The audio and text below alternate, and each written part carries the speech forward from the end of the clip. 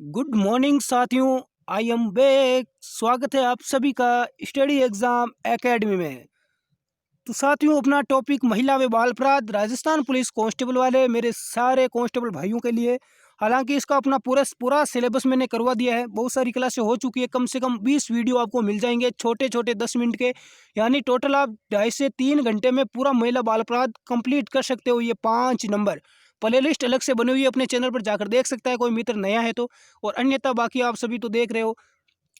तो साथियों की बहुत सारी मांग थी कि जो हाल ही में यूपी में आपने सुना होगा कि जो मनीषा हत्याकांड के बारे में, किस प्रकार से एक बालिका के साथ गैंगरेप हुआ था और उसमें कौन कौन सी हत्याएं उन आरोपियों पर लगी थी, इसके बारे में मेरे काफ़ी मित्र पूछ रहे हैं। तो मैं आज आप सभी को बता देना चाहता हूं कि कौन कौन सी धाराएं लगेगी। और क्योंकि यहाँ से जो करंट का जो मुद्दा होता है ना, वहाँ से क्वेश्चन बनने की ज़्यादा संभावना रहती है आजकल। तो आप मैं बताऊंगा। सबसे पहले इस क्वेश्चन को देख लो एक बार।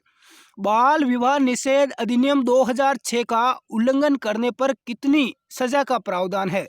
बाल विवाह निषेध अधिनियम 2006।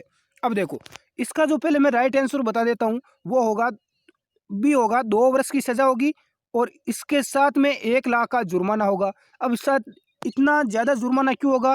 क्योंकि बाल विवाह निषेध अधिनियम है। अब देखो, दूल्हा बाल विवाह करेगा, लड़का बाल विवाह करेगा, तो आपको पता है कि शादी करेगा तो शादी में लड़के के पास आपको पता है कि पैसा आएगा। पैसा आएगा तो पैसा कुछ ज़्यादा ही आएगा, इसलिए जुर्माना भी यहाँ पर थोड़ा ज़्यादा रखा गया है, ध्यान रखना। अब देखो, सबसे पहले मैं बाल विवाह निषेध अधिनियम के बारे में थोड़ा बता देता हूँ। अब बाल विवाह निषेध अधिनियम शारदा एक्ट, हरविलास शारदा जो हमारे यहाँ राजस्थान के अजमेर से थे। और बाल विवाह निषेध अधिनियम सबसे पहले 1929 में आया, 1929 में पारित हुआ, ध्यान रखना। 1929 में पारित हुआ। और लागू कब हुआ ये भी पूछा जा सकता है, तो 1930 में ये शारदा एक्ट भी से बोला जाता है। बाल विवाह निषेध अधिनियम को 1930 में लागू हुआ। अब यहाँ पर महत्वपूर्ण ये है कि यहाँ पर वर की और वधु की विवाह योग्य आयु कितनी रखी गई थी। देखो, पहले जो विवाह योग्य आयु थी वो लड़के की थी 18 वर्ष। लड़का 18 वर्ष का है तो शादी कर सकता है, बिल्कुल। और लड़की की आयु कितनी थी? 14 वर्ष। 14 वर्ष की लड़की शादी कर सकती थी। लेकिन वर्तमान में स्थिति क्या है? वर्तमान में लड़का 21 वर्ष का होना चाहिए, लेकिन लड़की कितनी होनी चाहिए? 18 वर्ष की होनी चाहिए। अब देखो, पहले 18 और 14 थी शारदा एक्ट में। अब देखो, 21 से 18 किस वर्ष किया गया, इसमें संशोधन कब किया गया, ये बहुत ही ज़्यादा यहाँ पर महत्वपूर्ण बन जाता है। लेकिन इससे पहले मैं आपको बता दूं, इसके अंदर जो संशोधन किया गया था वो किया गया था 2006 में। 2006 में किया गया था। और इसमें देखो, ये जो पारित कब हुआ था, ये लागू कब किया गया इसको? ये लागू हुआ था 1 नवंबर 2007। क्या लागू हुआ था? बाल विवाह निषेध अधिनियम 2006 कब लागू किया गया? 1 नवंबर 2007 को लागू हुआ, ध्यान रखना विशेष तौर से। और इसके अंदर ही 1 नवंबर 2007 को ही लड़के की विवाह योग्य आयु तो 21 वर्ष और बालिका की 18 वर्ष रखी गई। इसमें देखो परिवर्तन क्यों किया गया? शारदा एक्ट में कितनी थी?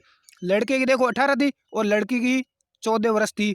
देखो, अब 14 वर्ष की लड़की है। अब मान लो वो शादी के 1 साल बाद 15 वर्ष के बाद उसको बच्चा हो जाता है, 15 वर्ष की आयु में। तो इतनी छोटी बच्ची कैसे उस बच्चे का लालन पोषण करेगी हैं? और उसके साथ में ही मान लो कि लड़का 19 का हो जाता है, तो 19 वर्ष का लड़का ना तो कमा पाएगा, ना कमाता है, ना कुछ करता है। वो खुद पहले से बेरोजगार है, वो खुद लड़का है, तो क्या किस प्रकार से अपने उस बच्चे की देखभाल करेगा, अपनी पत्नी को संभालेगा? तो इसीलिए इसमें परिवर्तन करना पड़ा। सरकार ने इसके बारे में थोड़ा सोचा।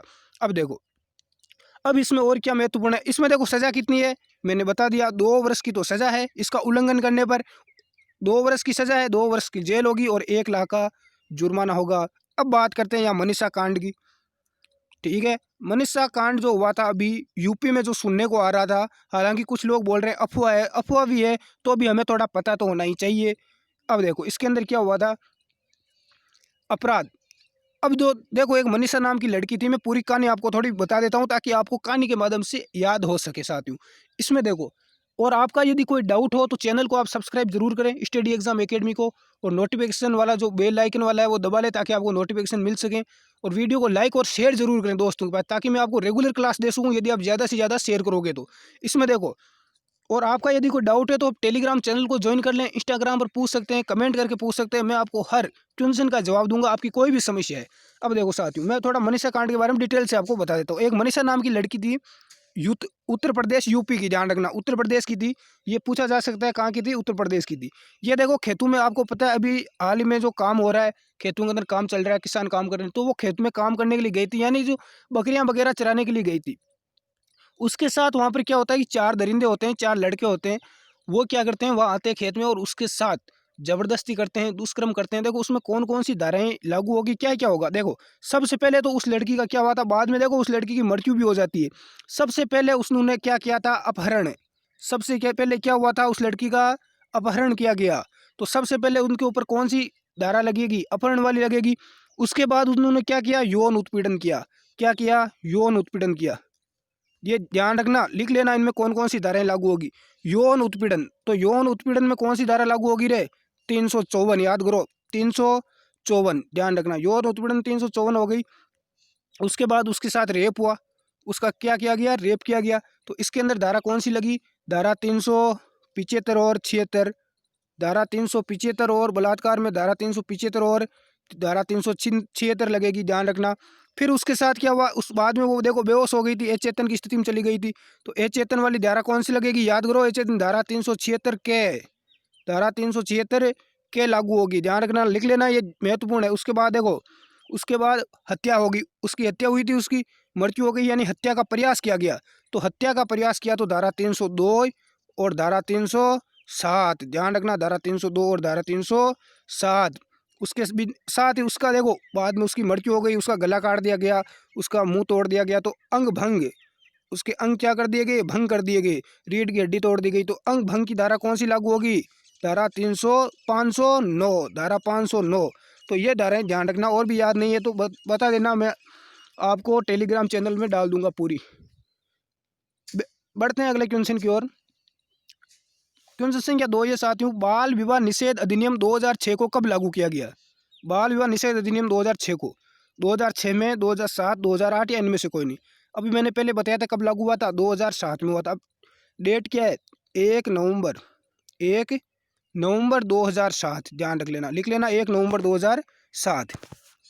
नेक्स्ट देखो, अश्लीलता के लिए व्यापार आईपीसी की किस धारा से संबंधित है।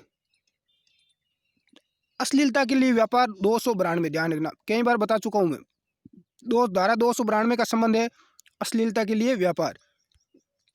क्लास अच्छी लग रही है तो दोस्तों लाइक करें और शेयर कर दिया करो, ज़्यादा से ज़्यादा मित्र जुड़ेंगे तो मैं आपके लिए रेगुलर क्लास लेके आ सकूँ महिला बाल अपराध की। नेक्स्ट देखो, पोक्सो इबॉक्स किससे संबंधित है। पोक्सो इबॉक्स बच्चों से, बुड्ढों से, विधवाओं से, महिलाओं से, किससे संबंधित है। तो पोक्सो इबॉक्स संबंधित है बच्चों से, ध्यान रखना, किससे हैं, बच्चों से। और चाइल्ड हेल्पलाइन नंबर कितना है, 1098। नेक्स्ट अगला है, भारतीय जनगणना द्वारा निश्चित की गई बाल श्रम की न्यूनतम आयु है। देखो क्वेश्चन आपको कैसे भी घुमा के दे सकता है। यहाँ पर देखो क्या दिया गया, भारतीय जनगणना के द्वारा जारी की गई बाल श्रम की न्यूनतम आयु। आप सभी को पता है, कुछ भी पूछ ले तो बाल श्रम की आयु कितनी दी गई है, न्यूनतम 14 वर्ष। 14 वर्ष से कम का यदि बच्चा है तो उसके साथ क्या नहीं करवा सकते, उसे किसी भी प्रकार का वर्क है जो नहीं करवा सकते, जैसे औद्योगिक है, कारखानों के अंदर जहाँ पर ज़्यादा खतरा है तो वहाँ पर हम काम नहीं करवा सकते। और यूनिसेफ के द्वारा बाल श्रम की आयु कितनी निश्चित की गई है, ये बताना आप कमेंट करके, यूनिसेफ के द्वारा। नेक्स्ट देखो, आंगनवाड़ी सेवा की शुरुआत कब हुई। आंगनवाड़ी सेवा जो आपके गांव में चल रही होगी, आंगनवाड़ी सेवा, इसकी शुरुआत कब हुई, 1970, 1972, 1975, 1986। तो इसका राइट आंसर क्या होगा, आंगनवाड़ी सेवा की शुरुआत 1975 में हुई थी। देखो मैं पहले भी बता चुका हूँ ये क्वेश्चन। नेक्स्ट देखो, पोक्सो एक्ट में बच्चों को किस प्रकार के अपराधों के विरुद्ध संरक्षण दिया गया है। पोक्सो एक्ट में बच्चों को किस प्रकार के अपराधों के विरुद्ध संरक्षण दिया गया है, सेक्सुअल असॉल्ट, पोर्नोग्राफी या उपयुक्त सभी। तो इस उपयुक्त सभी यदि आ रहा है तो डायरेक्ट उपयुक्त सभी मार दो, डायरेक्ट नहीं मारना, एक बार पढ़ लेना, इसका राइट आंसर डी हो जाएगा। लेकिन लगभग 90% चांस उपयुक्त सभी का ही रहेगा इस टॉपिक के अंदर, ध्यान रखना। पोक्सो एक्ट के अंतर्गत बलात्कार के मामले की जांच कितने समय में पूरी होनी चाहिए। अब देखो 1 महीने में, 2 महीना, 4 महीने या 1 वर्ष। पोक्सो एक्ट याद रखो, पोक्सो एक्ट कौन सा है, 2012 वाला। देखो पोक्सो एक्ट कब लागू हुआ था,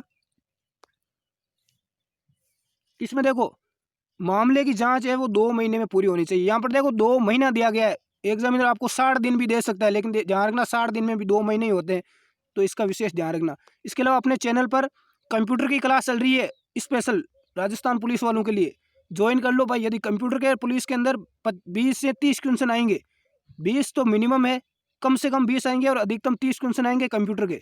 इसलिए मैं स्पेशल बेंच चला रहा हूँ, डेली के 50 क्वेश्चन लेके आ रहा हूँ कंप्यूटर के। पिछली परीक्षाओं में पूछे गए प्रश्न इसमें अधिकतर शामिल है। डेली के 50 क्वेश्चन लेके आ रहा हूँ। 4 या 5 क्लास हो चुकी है लगभग। टोटल 2500 क्वेश्चन कराऊंगा पुलिस एग्जाम तक। इनको यदि पढ़ लिया ना तो कोई भी एग्जाम में बैठ जाना, कांस्टेबल ही नहीं RS IS तक फाइट कर दोगे कंप्यूटर को आराम से। नेक्स्ट देखो, बयान देते समय और मुकदमे के दौरान बच्चों के अधिकारों में शामिल है। क्या क्या शामिल है? बयान देते समय और मुकदमे के दौरान बच्चे को क्या क्या अधिकार दिए गए हैं। देखो, पुलिस के सामने बयान, बिल्कुल बच्चा पुलिस के सामने बयान दे सकता है, मजिस्ट्रेट के सामने भी अपना बयान दे सकता है, और मुकदमे के दौरान बच्चे के अधिकार दिए गए हैं। यानी इसका राइट आंसर डी हो जाएगा। उपरोक्त सभी आ गया तो उपरोक्त सभी हो जाएगा बिल्कुल। नेक्स्ट देखो साथियों, पोक्सो एक्ट में हुए संशोधन के अनुरूप किस उम्र से कम की बच्चों के साथ दुष्कर्म पर अपराधी को मौत की सजा का प्रावधान किया गया है? और ये प्रावधान करने वाला पहला राज्य कौन सा था? मौत की सजा देने वाला पहला राज्य MP था, मध्य प्रदेश। कौन था? मध्य प्रदेश राज्य था। और दूसरा कौन सा राज्य अपना? दूसरा अपना राजस्थान है, ध्यान रखना। कितने वर्ष से कम की बच्चियां? तो बच्चियों की आयु होनी चाहिए 12 वर्ष। 12 वर्ष से कम की यदि बच्चियों के साथ दुष्कर्म करोगे तो सीधी क्या होगी? फांसी होगी, ध्यान रखना। तो आपको इस वीडियो से काफ़ी नॉलेज मिला होगा, काफ़ी जानकारी देने का मैंने प्रयास किया। हालांकि अपना पूरा सिलेबस हो चुका है, फिर भी ऐसे क्वेश्चन जो एग्जाम में आ सकते हैं, करंट से रिलेटेड है, वो मैं लेके आता रहता हूं। यदि आपको रेगुलर महिला बाल अपराध की क्लास चाहिए तो मैं आपसे रिक्वेस्ट करूंगा कि ज़्यादा से ज़्यादा इसको शेयर करो। यदि ज़्यादा मित्र देखेंगे तो मैं रेगुलर क्लास लेके आने का प्रयास करूँगा। तो साथियों, क्लास कैसी लगी अपना फीडबैक कमेंट में ज़रूर दें। धन्यवाद, जय हिंद, मिलते हैं अगली क्लास में।